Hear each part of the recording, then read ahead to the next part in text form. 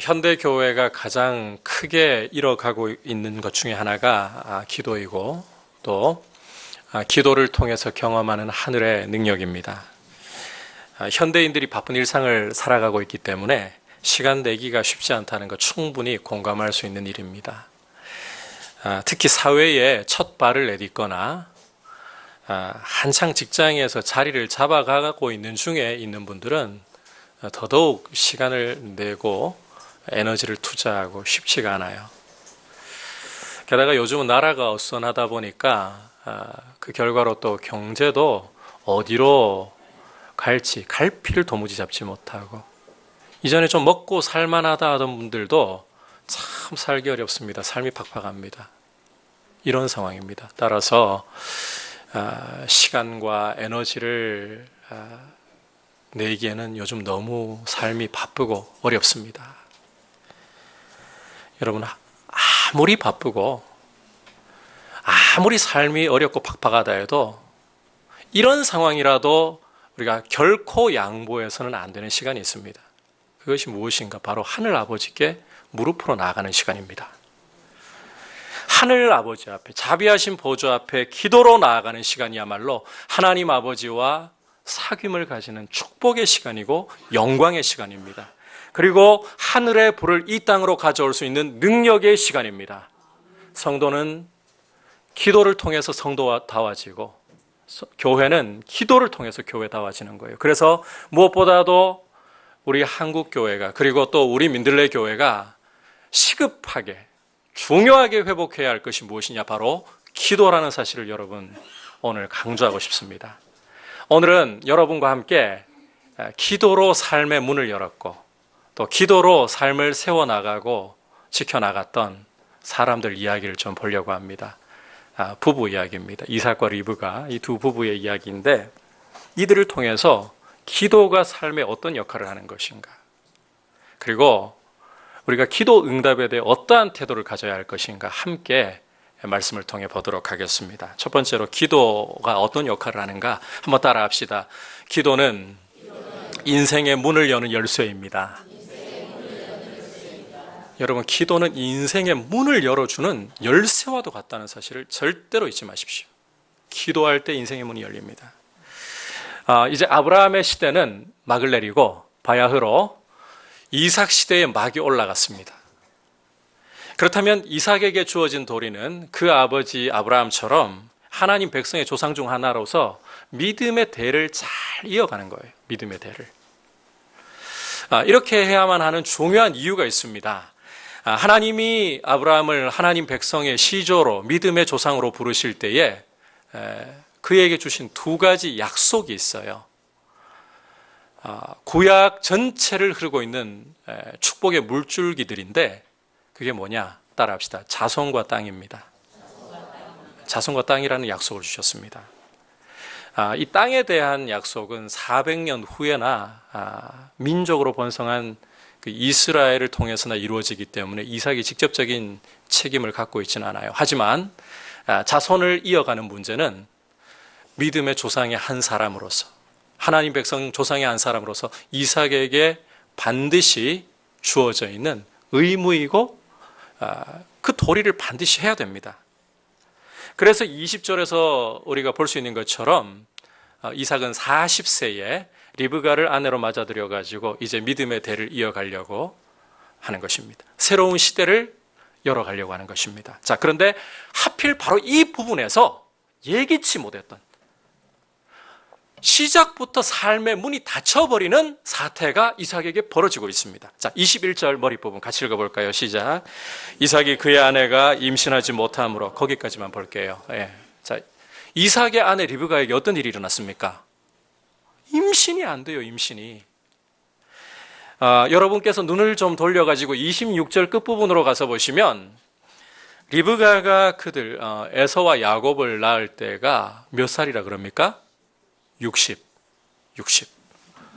그러니까 결혼을 하고도 자그마치 몇 년 동안? 20년 동안을 임신을 못했다는 말이에요. 20년 동안을.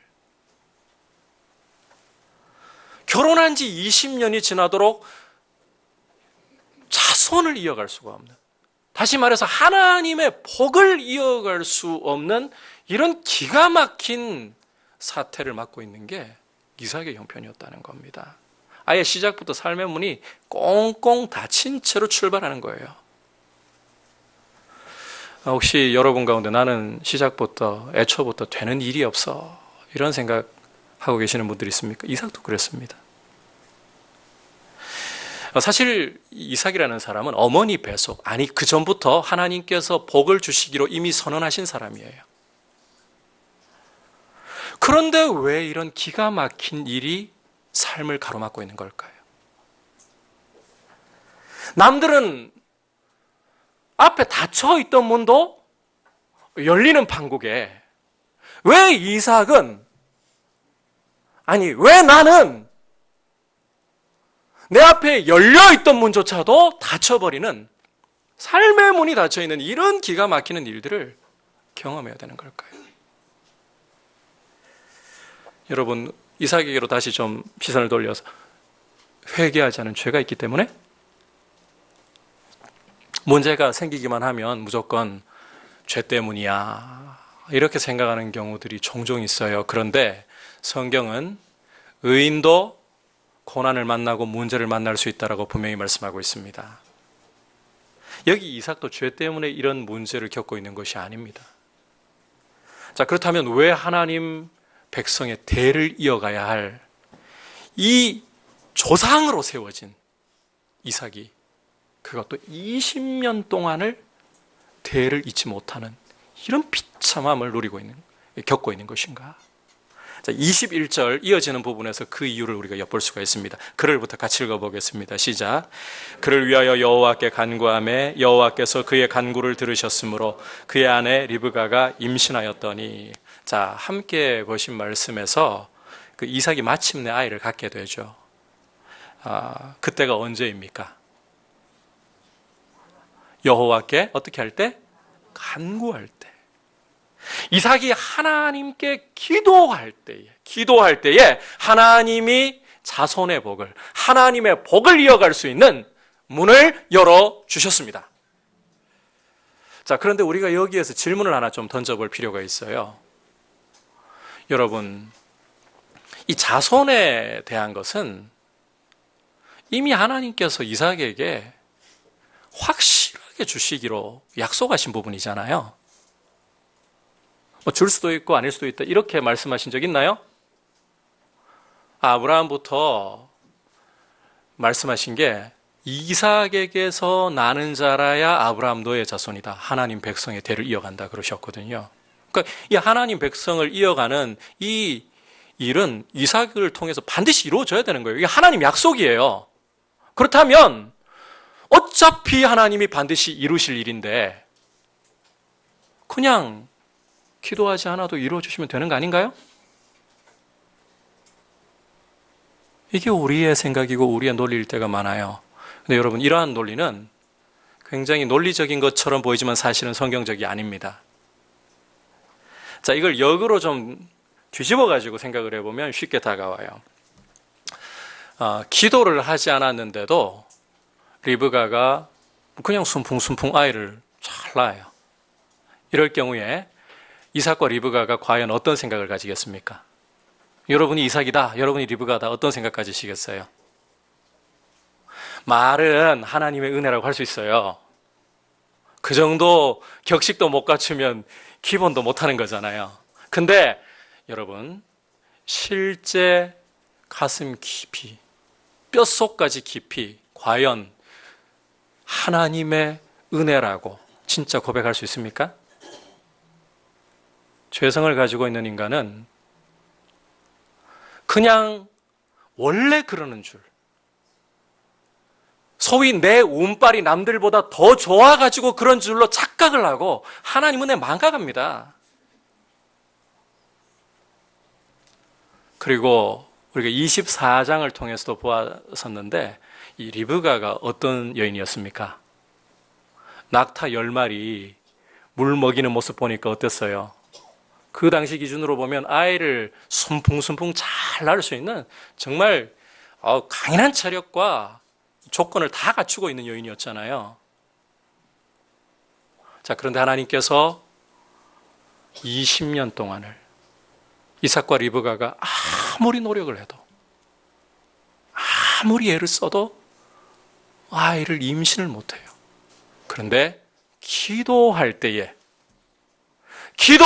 하나님이 태문을 열어주셨단 말이에요. 이걸 통해서 이삭이 뼈저리게 가슴 깊이 배울 수밖에 없는 사실이 있어요. 내 삶의 문을 여시고 내 삶에 복을 주시는 분은 하나님이시다. 내 스스로 노력한다고 해서 내 삶의 문이 열리는 것이 아니라, 내 인생에 복이 오는 것이 아니라, 따라합시다. 하나님이 열어주셔야 인생이 열리는 것이고, 하나님이 복을 주셔야 인생이 복을 받게 되는 것입니다. 이 사실을 분명하게 배우는 거예요. 여러분, 우리 삶의 문을 여시고 우리 삶에 하나님의 복을 가져다 주시는 분, 하나님뿐이십니다. 이게 굉장히 중요한 사실이면서 동시에 그리스도인이라면 당연히 알아야만 하는 기본적인 사실이에요. 문제는 이 기본적이고 그러나 중요한 이 사실을 우리가 너무너무 쉽게 망각하고 너무너무 쉽게 간과한다는 겁니다. 따라서 하나님이 확실히 주시기로 약속하신 것이라 할지라도 이삭에게서 보듯이 기도를 통해, 한번 따라합시다. 기도를 통해 기도를 통해서 그 약속을 누리게 하시는 것이 보편적인 하나님의 방법이에요. 기도해야 삶의 문이 열리고 기도해야 하나님의 복이 임하는 줄 믿으시길 바랍니다. 이 실예를 우리가 직접 한번 좀 살펴볼 필요가 있습니다. 에스겔서 36장을 여러분께서 보시면 사람들이 포로로, 죄 때문에 포로로 끌려가가지고 아주 황무하게 변해버린 이스라엘의 산들을 향해서 하나님이 예언의 말씀을 주시는 내용입니다.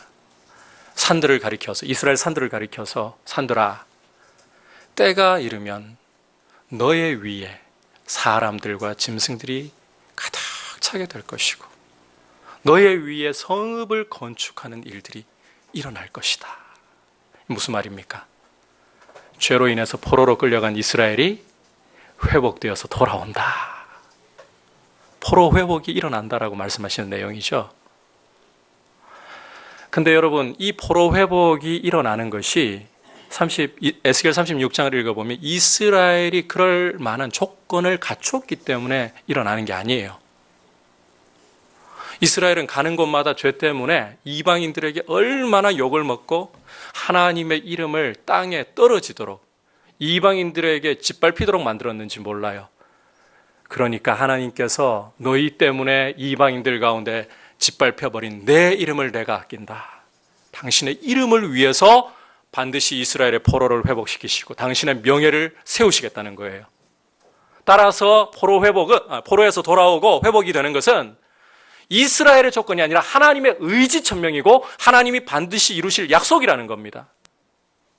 포로 회복은 될 수도 있고 안 될 수도 있는 그런 문제가 아니에요. 반드시 일어날 수밖에 없습니다. 하나님의 의지천명이니까. 자, 그런데 에스겔을 통해서 어떠한 말씀을 주시는가?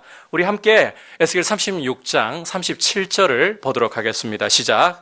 주 여호와께서 이같이 말씀하셨느니라. 그래도 이스라엘 족속이 이같이 자기들에게 이루어 주기를 내게 구하여야 할지라. 여러분, 이스라엘의 회복이 뭐라 그랬습니까? 강력한 하나님의 의지천명이고 약속이라고 했었죠. 반드시 일어날 수밖에 없어요. 실패할 수 없어요. 그런데 하나님은 이스라엘이 그와 같이 구할 때에, 기도할 때에 포로 회복이 이루어지게 하시겠다. 기도라는 열쇠를 돌릴 때에 하나님이 삶의 문을 열어주신다는 겁니다. 이게 바로 하나님의 작정이라는 거예요. 다니엘의 경우도 우리가 좀 보아야 합니다. 다니엘서 9장을 보시면 다니엘이 예레미야 말씀을 읽다가 이스라엘의 포로됨이 70년 만에 끝이 날 것이고 하나님이 포로 회복을 주실 것이다. 말씀을 읽다가 깨달아요. 자, 이 역시 하나님의 확실한 약속입니다. 반드시 이루어집니다. 그러면 다니엘이 아멘, 반드시 될 것이라고 믿습니다. 그러고 그냥 기다리면 되는 거 아닌가요? 그런데 다니엘이 어떻게 했을까? 우리 다니엘 9장 3절 4절 같이 읽어보겠습니다. 시작. 내가 금식하며 베옷을 입고 죄를 덮어쓰고 주 하나님께 기도하며 간구하기를 결심하고 내 하나님 여호와께 기도하며 자복하여 이르기를. 거기까지만 볼게요. 자, 다니엘이 어떻게 했다고요? 하나님께 기도하고 간구했다. 기도하고 간구했다. 하나님이 확실히 약속하신 일임에도 불구하고 오히려 다니엘은 포로의 회복을 위해 간절히 기도했습니다. 간절히. 이때 다니엘의 나이가 이미 8순이 넘은 고령의 나이예요. 그런데 다니엘은 이 고령의 몸에도 불구하고 심지어 어느 정도로까지 간절히 베옷을 입고, 슬픔의 상징인 베옷을 입고 금식하면서 죄를 머리에 뒤집어 쓰고서 하나님께, 어차피 이루어주실 일인데 대충 기도하는 것도 아니에요. 간절히 기도했어요. 간절히.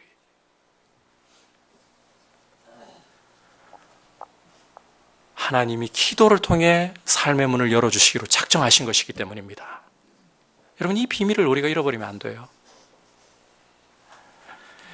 하나님이 삶의 문을 열어주시고 약속하신 하늘의 복을 참으로 주시는 분이시다. 이 사실을 고백하고 신뢰하던 사람들에게는 한 가지 공통분모가 있었습니다. 공통분모가. 그것은 바로 기도로 하늘의 문을 열었다는 것입니다. 기도라는 열쇠를 돌렸다는 것입니다. 그리고 실제 그들은 기도한 대로 하나님이 삶의 문을 열어주시고 하늘의 복을 주시는 것을 경험했습니다. 여러분, 우리의 삶의 문을 열어주시는 분은 하나님이십니다. 여러분이 가지고 있는 재물이 열어주는 것이 아니라, 여러분이 가지고 있는 지혜가 열어주는 것이 아니라 하나님이 내 삶의 문을 열어주신다. 이것은 기도하는 성도가 알 수 있는 믿음의 고백이고, 기도는 이 고백으로 열쇠를 돌리는 것입니다. 하늘의 문을 여는 열쇠를 돌리는 것입니다. 따라서 기도를 힘쓰시기를 바랍니다. 기도해야 돼요. 아이가 자라면서 말을 배우죠. 처음에는 옹알이부터 시작하잖아요. 제 아들내미 처음에 말 배울 때 새벽 기도 갔다 와가지고 방문을 깰까봐 살짝 열어보니까 이 녀석이요, 벽을 보면서 앉아있어요. 이미 깨가지고 벽을 보면서 앉아있어요. 뭔가 하나를, 책 같은 걸 들고는 요거 이러고 있어요. 말 시작하려고 요거 말 배우려고. 그죠? 기도도 이렇게 배워나가야 돼요. 요거 해야 되는 거예요. 처음부터 기도가 유창하게 터지지 않아요. 그런데 성도는 기도를 통해서 하늘의 언어를 배울 때에 하나님이 삶의 문을 열어주시고 약속하신 복을, 하늘의 복을, 여러분이 생각하는 수준의 복이 아니에요. 하늘의 복을 주시는 것을 경험할 수 있습니다. 따라서 기도의 언어를 배우십시오. 하늘의 언어를 배우십시오. 그리고 기도로 여러분의 삶을 열어주시는 하나님의 은혜를 누리시길 축복합니다. 두 번째로, 기도는, 따라합시다, 삶을 세우고 지키는 발판입니다. 여러분, 기도는 삶의 문을 여는 열쇠일 뿐만 아니라 삶을 지속적으로 세워가고 보호하는 발판입니다. 이제 남편의 기도로 임신을 한 기쁨도 잠깐. 태아가 자라면서부터요, 리브가의 태에서 이상한 일이 벌어졌어요. 우리 22절 전반부 함께 읽어볼까요? 시작. 그 아들들이 그의 태 속에서 서로 싸우는지라. 자, 성경 기자는 리브가의 태에서 무슨 일이 일어났다? 싸움이 벌어졌다고 말씀하고 있죠. 아니, 태아끼리 서로 싸우는 일이 벌어졌다는 거예요. 여러분, 이게 말이 좋아 싸움이지, 사용한 히브리 원어를 보면 막대하다라는 뜻으로 쓰는 단어입니다. 안에서 치고받고 엄마 리브가가 태동을 느끼는데요. 이러다가 큰일 나겠다. 둘 중에 하나가 죽을 수도 있겠다. 이 정도 불안감이 엄습할 정도의 싸움이 리브가의 태에서 벌어졌다는 거예요. 이 상황에서 리브가가 어떻게 하고 있는가? 이 남일 아닌 것 같죠? 기도하고 문이 하나 좀 열린 것 같으면 또 일 터지고 첩첩산중인 게 이게 인생이에요, 여러분. 이게 인생이에요. 중요한 것은 리브가가 이와 같은 때에 첩첩산중을 만날 때 어떻게 했느냐 하는 거예요.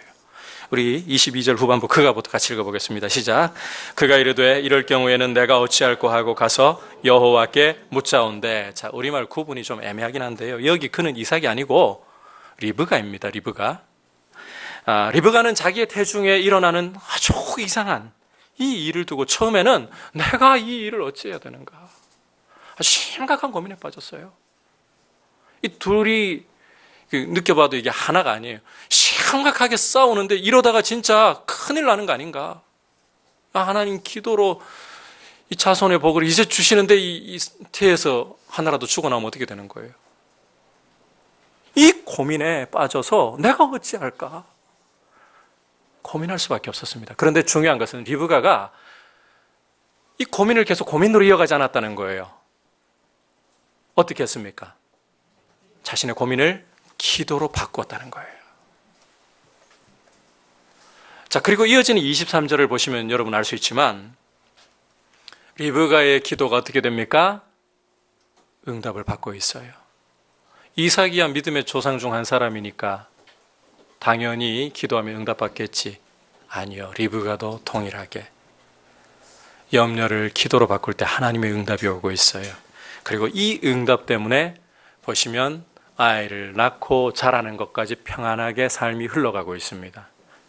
자, 여기에서 보듯이 기도라는 것은 인생의 문을 열어주는 열쇠 역할을 할 뿐만 아니라 인생을 세워나가고 보호해 나가는 아주 소중한 발판 역할을 한다는 것을 우리가 분명하게 붙잡아야 되는 거예요.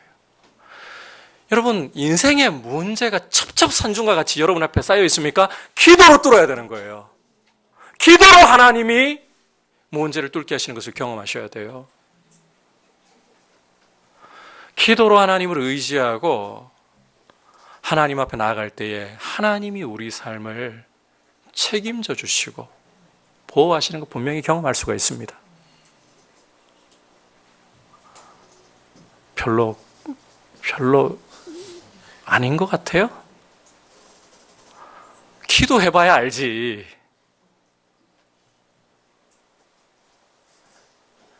응답이 올 때까지 기도해봐야 알죠. 돼요. 여러분의 삶을 짓누르는 염려와 근심이 있습니까? 그거 가지고 고민하기 전에 고민해가지고 전에 그 말씀 드렸잖아요. 고민해가지고 그 문제가 해결되면 밤새워 고민하세요. 고민해가지고 해결될 것 같으면 금식하면서 고민하세요. 어떻게 하면 더 고민할 수 있을까? 연구하고 묵상하면서 고민을 하세요. 그런데 고민은 우리 삶의 문제를 하나도 해결하지 못합니다. 고민을 기도로 바꿀 때 하나님이 책임지시는 삶이 열릴 줄 믿습니다. 그래서 시편 127편 2절에서 이런 이야기를 하는 거예요. 여호와께서 그 사랑하시는 자에게는 잠을 주시는도다. 이거 예배 시간에 잠 와가지고 졸면서 그래 나는 하나님의 사랑을 받고 있어 이 뜻이 아니에요. 인생 경영을 하나님께 시편 127편이 그래요. 하나님께 인생 경영을 맡겨놓았더니 하나님이 내 삶의 보호자가 되시고 책임자가 되셔서 내 인생이 서나가고 보호를 받으니 어떻게 하는 겁니까? 두 다리 쭉 뻗고 밤에 염려가 없어야 잠을 푹 자잖아요. 평안이 온다는 거예요. 여러분 인생 경영이 이렇게 기도로 이루어질 수 있길 축복합니다. 그래서 기도를 힘써야 되는 거예요. 마지막으로 이제 기도 응답에 대한 태도를 기도를 힘쓰는 것도 중요한데 기도 응답을 잘 대해야 돼요. 기도 응답에 대해서도 잘 대해야 돼요. 자, 어떤 태도로 대해야 되느냐 한번 따라합시다. 기도할 때 하나님 주시는 최고의 응답을 기대해야 합니다. 여러분, 기도할 때 하나님이 최고의 응답 주심을 믿고 기도하라는 거예요. 이걸 좀 바꾸어서 이야기하면 하나님의 응답을 대신에 내 바라는 수준으로 끌어내리지는 말라는 겁니다. 자, 이제 하나님께서 리브가에게 주셨던 응답을 조금 더 구체적으로 한번 살펴보겠습니다. 23절 우리 같이 읽어보겠습니다. 시작. 여호와께서 그에게 이르시되 두 국민이 내 태중에 있구나. 두 민족이 내 복중에서부터 나누이리라. 이 족속이 저 족속보다 강하겠고 큰 자가 어린 자를 섬기리라 하셨더라. 자, 리브가의 기도에 대해서 하나님 주신 응답이 뭔가요? 리브가의 태중에 벌어지고 있는 이 싸움은 리브가 태중에 두 국민이 있다. 태중에서부터 민족이 둘로 나뉜다. 싸움이 바로 그 표라는 것이죠. 자, 더 자세한 내용에 대해서는 우리가 다음 시간 이 본문을 한 번 더 살펴봐야 돼요. 굉장히 중요한 이 예정과 책임에 관한 문제가 다루어지고 있는 본문이기 때문에 다음 시간에 이 부분 한 번 더 구체적으로 보도록 하고, 우선 우리가 여기에서 봐야 될 거는 리브가의 기도에 대해서 어떤 방식으로 하나님이 응답을 주셨는가, 응답 방식을 여러분 주의해서 보셔야 돼요. 자, 우리가 리브가의 입장에서 기도를 한다. 어떤 기도 응답을 바라시겠습니까? 이게 나한테 벌어졌어요. 내 태에서 지금 태아가 서로 죽일 듯이 싸우고 있어요. 너 안 죽으면 내가 죽는다. 이렇게 그 싸움을 태에서 벌이고 있어요. 이걸 엄마가 느끼고 있다. 내가 엄마다. 여러분 어떻게 기도하시겠습니까? 하나님 제발 이 아이들 싸움이 멈추게 해주세요. 그걸 기도의 응답으로서 바라고 기도하시지 않겠어요? 제가 볼 때 10중 8구는 그렇게 기도할 수밖에 없어요.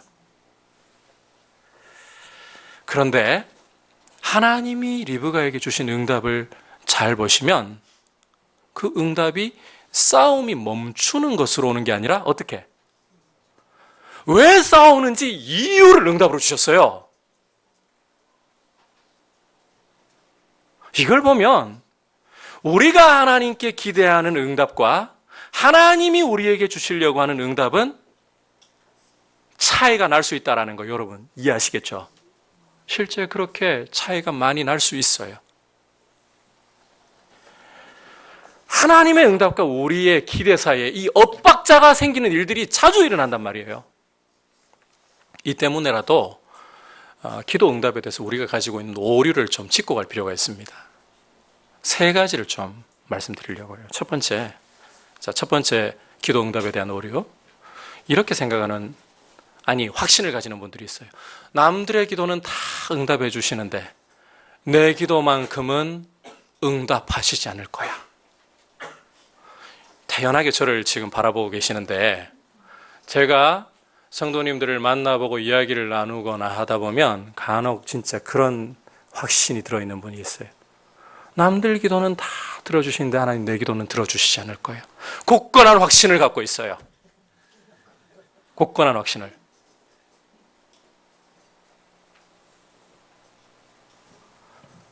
여러분, 그 확신의 근거는 도대체 뭔가요? 참된 확신이라는 것은 진리 위에 세워져야 되는 거 아닙니까? 무너질 기초 위에 세우시겠어요, 확신을? 참된 확신은 진리 위에 흔들리지 않는 말씀 위에 세워야 되는 거 아닙니까? 맞죠? 그러면 하나님의 말씀이 뭐라고 우리를 가르치고 있습니까? 예수님을 믿는 성도라면, 자, 강조점을 잘 들으십시오. 누구나 하나님의 보좌 앞에, 자비하신 보좌 앞에 담대히 나아갈 특권과 은혜를 가지고 있다. 맞습니까? 맞습니다. 그리고 그 보좌 앞에서 기도로 하나님 앞에 아뢰을 때에 하나님이 들으시고 응답하신다. 맞습니까? 틀립니까? 이게 성경이 우리에게 가르쳐주는 바예요. 예수님의 공로를 의지하고 기도하는 성도는 누구나 하나님의 응답하심을 받는다. 이건 특별한 성도에게 주시는 특권이 아니라, 따라합시다, 모든 성도에게 주시는 약속이에요. 따라서 예수님의 공로를 의지하고 내 욕심과 죄를 회개하고 하나님의 뜻을 구할 때에 기도가 반드시 응답된다는 사실을 꼭 붙잡으시기를 바랍니다. 이것은 누구에게 특별히 주어지는 기도를 한 40일 정도 금식하면서 할 때, 아니요, 모든 성도가 기도하면 다 누리는 축복이에요. 두 번째 기도 응답에 대한 오류. 하나님의 응답을 따라합시다. 내 시간에 끌어맞추려고 하는 경우입니다. 여러분, 누가 우리 인생을 창조하셨습니까? 누가 우리 인생을 가장 잘 알고 계십니까? 누가 내 인생에 대한 가장 선하고 완전한 계획을 가지고 내 삶을 다스릴 수 있습니까? 하나님이시잖아요. 그렇다면 기도 응답도 하나님의 때가 가장 정확하고 완전하다, 신뢰할 수 있겠죠? 요즘 요한복음을 묵상하면서 자주 보는 말씀 중에 하나가 요한복음 2장부터 그렇게 말씀을 하십니다. 내 때가 아직 이르지 않았다. 여러분, 예수님께서도 이 땅에 오셔가지고 구원 사역을 이루어 가실 때에 하나님의 때에 맞춰서 하셨어요. 당신이 구원을 이루시는 주체이심에도 불구하고 아버지께서 말씀하시는 때, 아버지께서 이루라고 하시는 때에 정확하게 순종하면서 기다려서, 또 그때가 왔을 때는 지체하지 않고 순종하시면서 구원을 이루셨어요. 하나님의 응답의 때를 인내로 기다릴 줄 알아야 합니다. 아브라함의 경우에 자신에게 약속하신 것을 얻는 데까지 25년, 그리고 오늘 우리가 보고 있는 이삭, 여러분, 성경 이게 몇 줄 안에 끝나버리니까 세월이 단 몇 년, 며칠로 보이십니까? 20년. 믿음의 조상들도 인내로 하나님의 응답을 기다려야 했습니다. 하나님의 응답의 때가 있습니다. 우리 기도를 들으시고 기다려라고 하실 때가 있습니다. 그때까지 기도를 멈추지 말고 지속하면서 하나님을 기대하시길 바랍니다. 반드시 응답이 올 것입니다. 세 번째 오류, 기도 응답에 대한 세 번째 오류. 하나님의 응답을 내 기대에 끌어맞추려고 하는 경우입니다. 하나님의 응답을 내 기대에 끌어맞추려고 하는. 쉽게 말하면 하나님, 내가 원하는 대로 응답을 주십시오 하는 거예요. 내가 원하는 응답을. 이 세 번째 오류가 오늘 말씀에서도 우리가 지금 중요하게 다루고 가장 경계해야 할 오류입니다. 이 경우에는요, 하나님이 응답을 주셔도 아예 응답받지 못한 것처럼 원망을 하고 또 하나님의 응답을 무시하는 경향을 보이게 되는 것이기 때문에 이거 정말 조심해야 돼요. 좀 더 노골적으로 말씀드릴게요. 내가 원하는 대로 하나님 응답해 주셔야 합니다. 이걸 해석하면 이런 겁니다. 하나님, 내 수준으로 내려오십시오. 내 수준으로 하나님 끌어내리겠다는 겁니다. 좀 더 노골적으로 말씀드릴까요? 하나님, 내 몸종이시지 주인 아닙니다. 당신이 왜 나한테 이래라 저래라 합니까? 내려와서 내 부탁 들어달라고요. 이런 고약한 태도라는 거예요. 여러분, 다시 강조하지만 하나님은 우리의 창조주이시고 우리의 주인이십니다. 하나님에게는 불의가 없으십니다. 그리고 그분이 계획하시고 이루시는 일들은 완전하고 선한 것입니다. 다시 리브가의 기도와 그에게 주어진 응답을 보십시오. 리브가가 지금 태아의 싸움이 너무나도 격렬해서 하나를 죽이지 않고는 하나가 못 산다라고 느낄 정도로 싸울 때에 하나님이 리브가에게 주신 응답은 싸움이 멈추는 거 아니었습니다. 오히려 싸움의 이유를, 너의 태중에 두 국민이 있다. 너의 태중에서부터 두 민족으로 나뉠 것이다. 그런데 리브가는 이걸 받아들였습니다.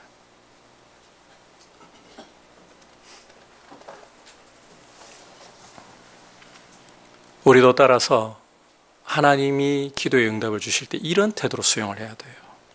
먼저는 하나님이 내게 가장 선하고 완전한 응답을 주시는 분이다.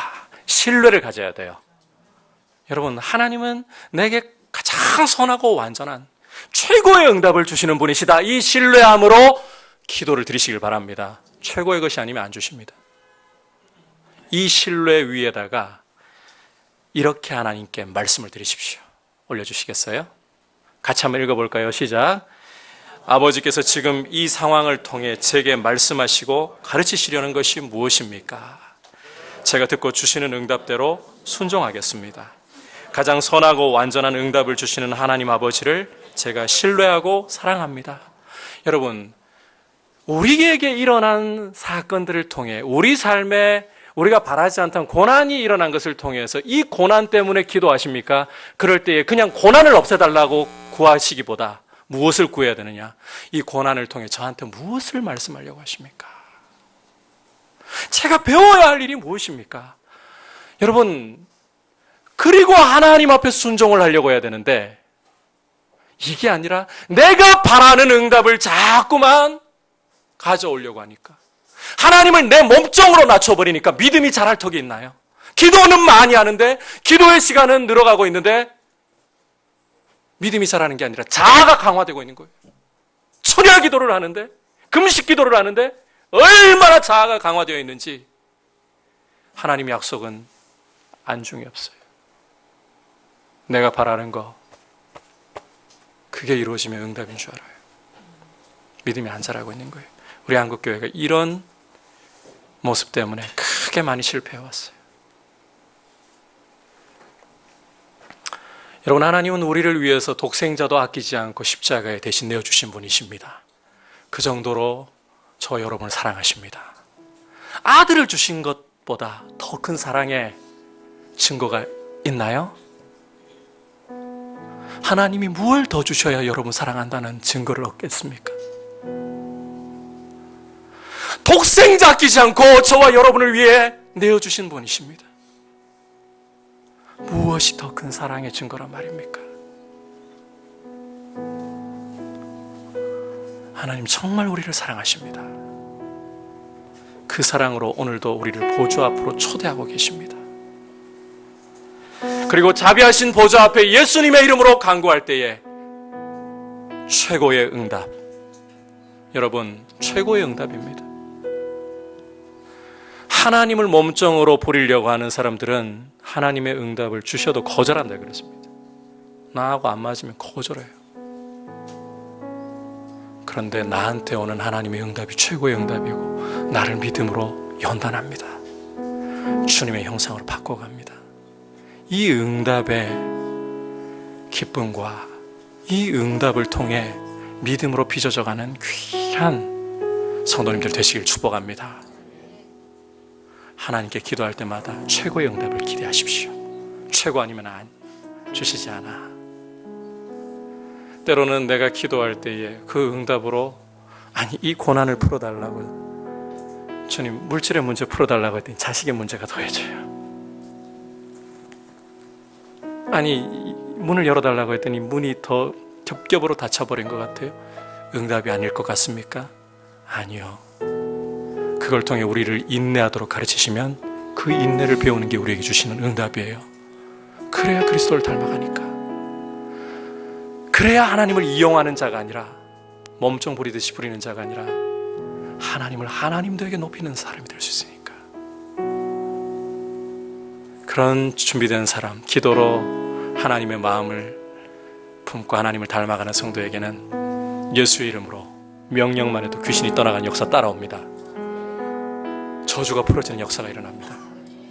여러분, 이런 성경이 사도행전의 역사가 끝난 거 아니에요?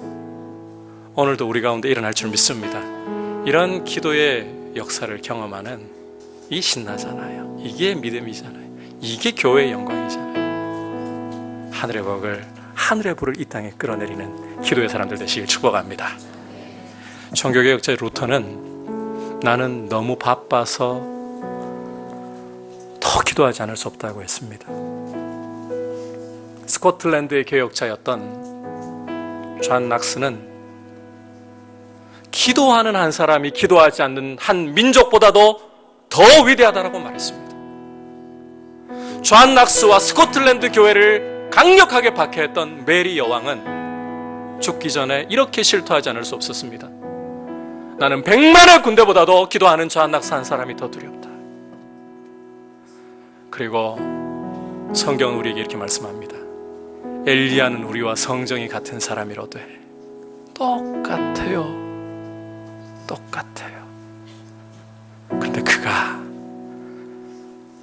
간절히 기도한 즉 하늘이 문을 닫고 비를 내리지 않았고, 다시 기도한 즉 하늘이 열려 비를 내리고 쓰기 합당한 채소가 자라나느니라. 엘리야를 엘리야 되게 한 것은 기도입니다. 여러분도 엘리야처럼 기도의 사람 될 수 있습니다. 축복의 사람 될 수 있습니다. 그러므로 기도하겠다고만 하지 말고 기도로 무릎을 꿇으시기를 바랍니다. 기도는 삶의 문을 열어주시는 열쇠 역할을 하는 것입니다. 하나님의 문을 열어주시는 축복을 가져오는 것입니다. 두 번째로, 기도는 여러분의 삶을 세워가고 지켜나가는 발판 역할을 하도록 하나님을 의지하는 것입니다. 마지막으로, 기도할 때 여러분, 하나님이 최고의 응답을 주시는 분이라는 사실을 신뢰하고 최고의 응답을 기대하시길 바랍니다.